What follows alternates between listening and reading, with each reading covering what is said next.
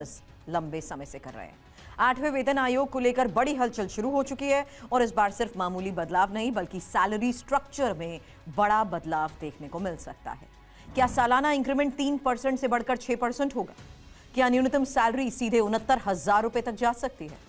और क्या DA, HRA और पेंशन में भी बड़ा फायदा मिलेगा? इन सभी सवालों का जवाब इस वीडियो में। सबसे पहले समझिए वेतन आयोग होता क्या है। भारत में हर 10 साल में केंद्र सरकार एक वेतन आयोग बनाती है जो सरकारी कर्मचारियों की सैलरी, भत्ते और पेंशन की समीक्षा करती है। 7वां वेतन आयोग 2016 में लागू हुआ था और अब 2026 में 8वें वेतन आयोग के लागू होने की उम्मीद है। इसका मतलब है कि इस बार जो फैसले होंगे वो आने वाले 10 साल तक लाखों कर्मचारियों की आर्थिक स्थिति तय करेंगे।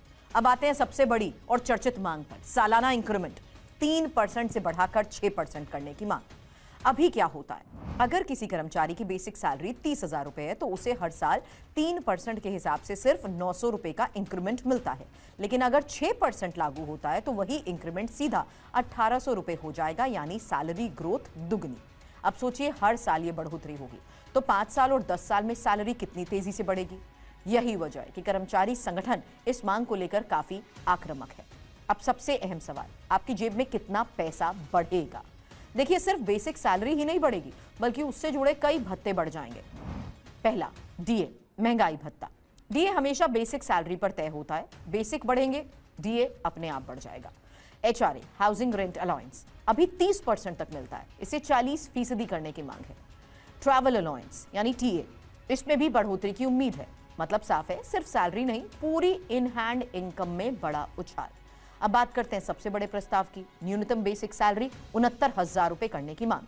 अभी न्यूनतम सैलरी करीब 18,000 रुपए है 7वें वेतन आयोग के मुताबिक, लेकिन इस बार 3.83 फिटमेंट फैक्टर की मांग रखी गई है। इसका मतलब क्या है, मौजूदा सैलरी को 3.83 से गुना किया जाएगा जिससे सैलरी में बड़ा उछाल आएगा। उदाहरण के तौर पर समझिए, अगर किसी की बेसिक सैलरी 18,000 है तो नई सैलरी करीब 69,000 तक जा सकती है। बदलाव अगर लागू होता है तो ऐतिहासिक सैलरी रिवीजन होगा। ये बात पेंशनर्स की, इस बार सिर्फ कर्मचारियों के लिए नहीं बल्कि पेंशनर के लिए भी बड़ी मांग रखी गई है।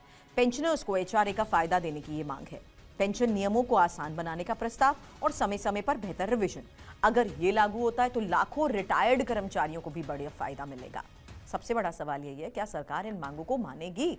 अब देखिए, सरकार को एक बैलेंस बनाना होगा, एक तरफ कर्मचारियों की मांग, दूसरी तरफ सरकारी खर्च। क्योंकि अगर ये सभी मांगे लागू होती हैं तो सरकार पर हजारों करोड़ रुपए का अतिरिक्त बोझ पड़ेगा। लेकिन बढ़ती महंगाई और कर्मचारियों की जरूरतें, इनको देखते हुए सरकार कुछ बड़े फैसले ले सकती है। कुल मिलाकर 8वां वेतन आयोग